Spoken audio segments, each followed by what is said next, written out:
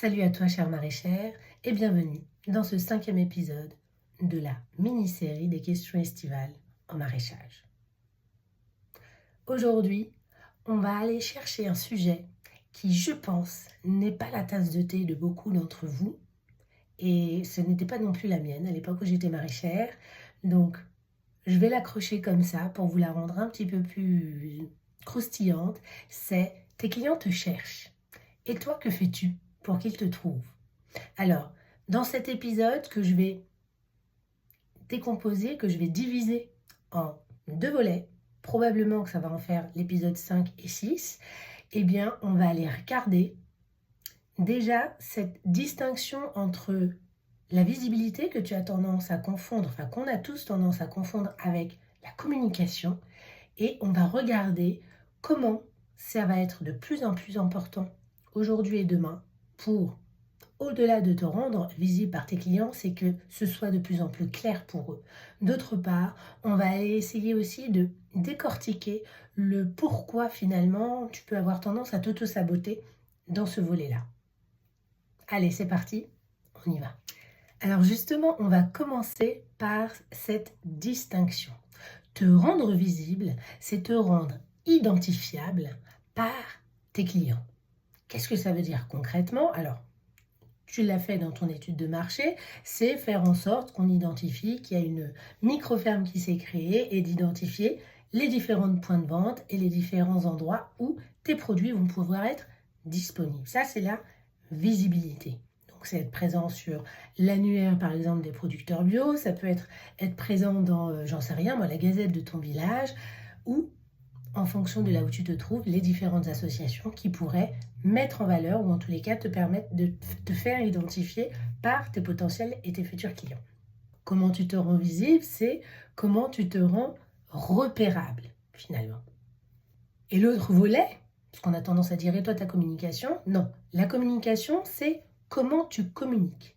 Et là, ça va pas être où est-ce qu'on te trouve, mais c'est plutôt comment tu communiques, ça veut dire de quel endroit, de quelle posture tu as finalement quand tu communiques. Et donc là, c'est vraiment plus la posture de chef d'entreprise qu'on va aller chercher. La communication, c'est plutôt comment tu communiques en tant que maraîchère en fonction des différents interlocuteurs que tu vas avoir en face de toi. Si cette distinction est claire, on va pouvoir attaquer et on va commencer par la visibilité. C'est parti. Alors pour commencer du coup à parler de cette visibilité, je te propose déjà d'aller regarder pourquoi je te disais juste avant que ce serait important et de plus en plus important.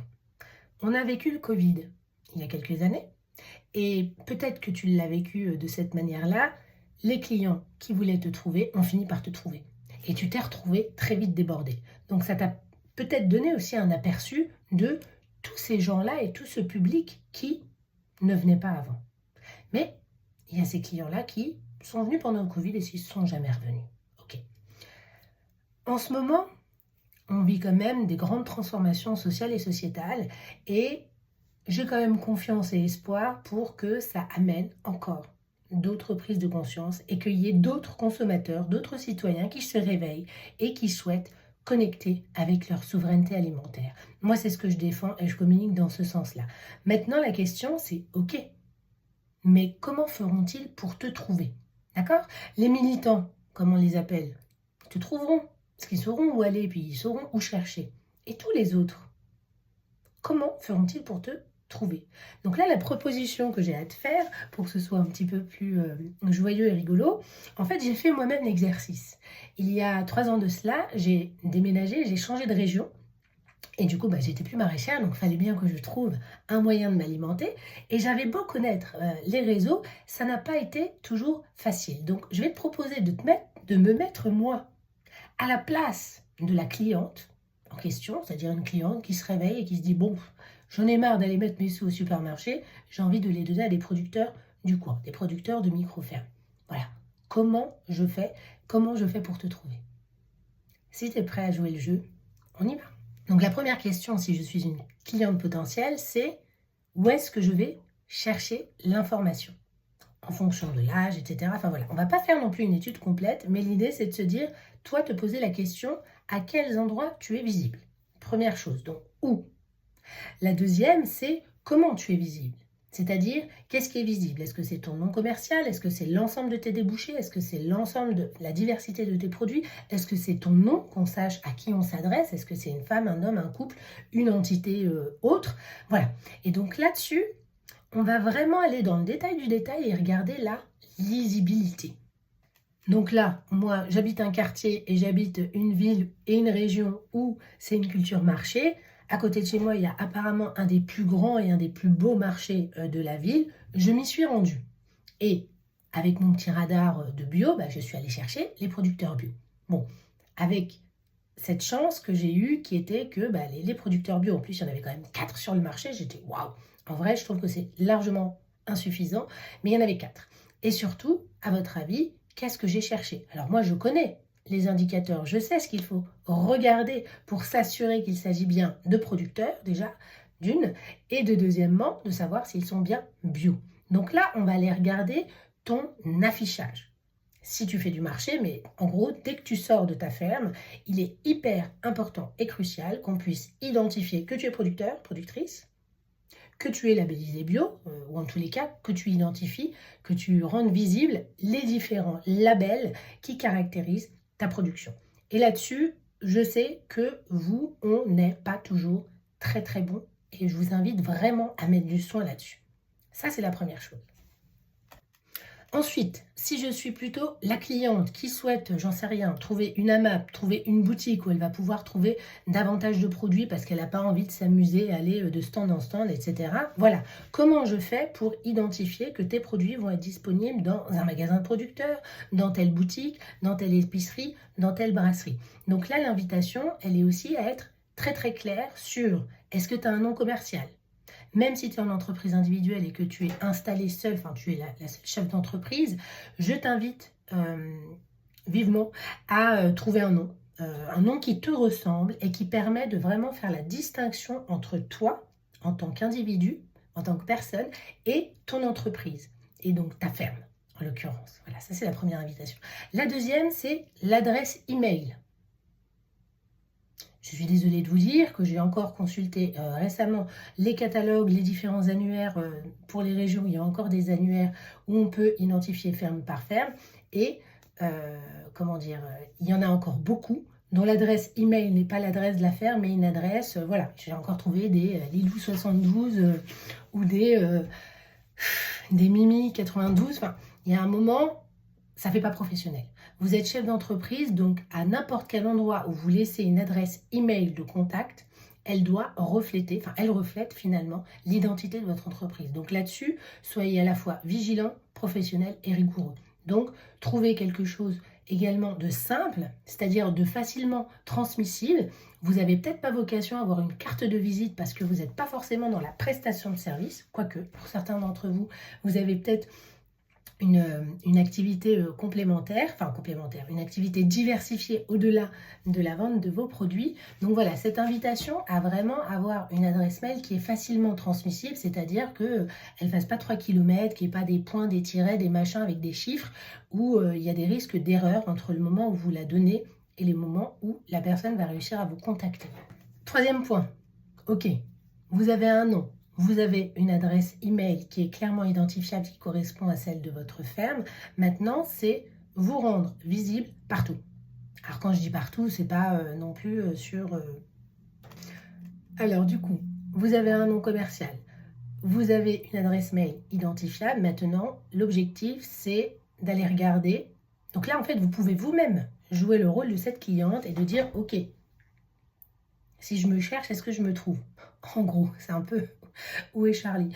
Et donc là, c'est d'aller voir à chaque endroit s'il y a une cohérence, d'une part, et d'autre part, quels que soient vos débouchés, quelle que soit votre ancienneté, c'est cette invitation vraiment à, à partout où vous allez, ou alors à partout où on va parler de vous, qu'on puisse savoir, avoir accès à un endroit ok, je veux aller acheter mes légumes chez Mathilde. Ouais, mais attends, je ne me rappelle plus, est-ce que c'est? Voilà, quel jour c'est, quel endroit c'est, etc. Donc, rassembler ces informations, j'en sais rien moi, sur une plaquette, on pourra regarder le détail, mais l'idée c'est que les personnes, l'accès soit le plus simple et le plus clair pour elles. Alors en ce qui concerne la visibilité, j'ai très peu abordé la visibilité sur les réseaux sociaux, mais j'ai aussi cette invitation à vous toutes et tous d'être visible sur tous les réseaux sociaux. Alors attention, je ne suis pas en train de vous dire de devenir des professionnels des réseaux sociaux, moi j'en suis pas, et puis c'est vraiment catastrophique comme, enfin pour plein de raisons. Ça, je pourrais presque faire un numéro spécial là-dessus. Je reviendrai peut-être vous en parler, notamment en lien avec l'engagement, notamment en lien avec l'empreinte écologique, etc. Néanmoins, il y a un peu cette notion de jouer le jeu de l'époque et que, en fait, 90% des gens utilisent ça. Donc après, c'est à vous de faire vos choix.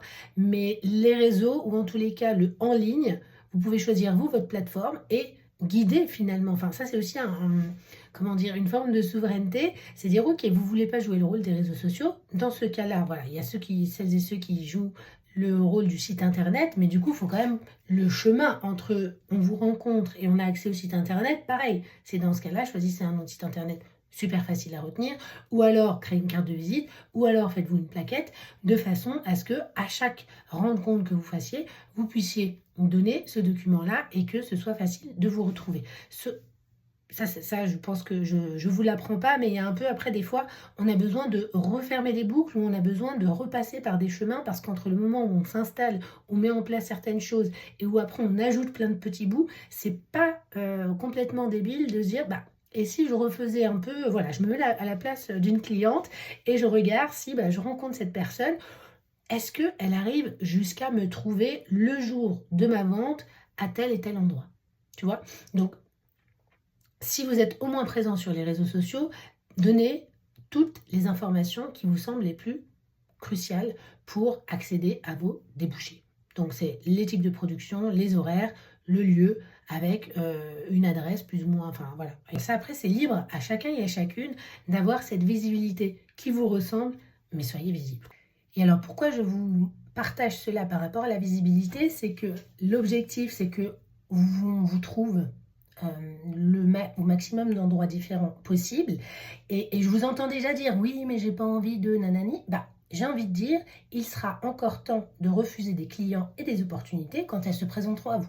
On dit en général, il vaut mieux refuser des clients plutôt que d'en manquer.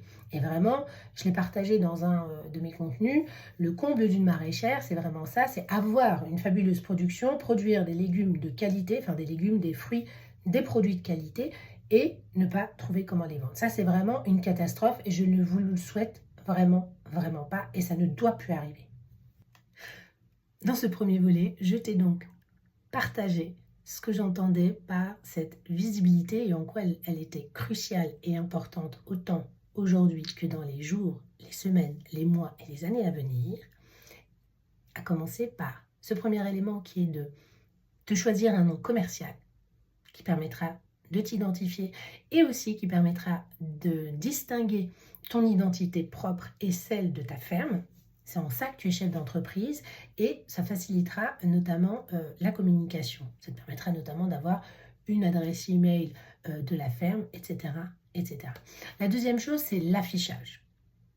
C'est l'affichage autant sur un stand de marché que à un endroit que tu auras ou plusieurs endroits que tu auras choisi pour qu'on puisse savoir qu'est-ce que tu produis, qu'est-ce que tu vends, avec quelles conditions de production, donc à mettre en avant justement tes différents labels, s'il y a déjà le label AB évidemment, s'il y a un autre label comme Biocohérence, comme Nature et Progrès, je t'invite vraiment à les mettre et après on le verra dans le second volet, il y a cette notion de communication, c'est comment tu les fais vivre et tu les fais vibrer et tu les mets à ton service.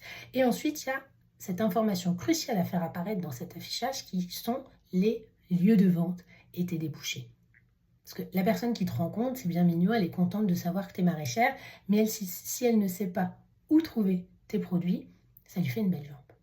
Et enfin, en dernier lieu, c'est cette notion de tu diffuses au maximum. Il faut que partout où tu passes, partout où tu croises des nouvelles personnes, on sache que tu es maraîchère et que tu puisses donner une information de où est-ce qu'on peut trouver et se fournir dans tes produits.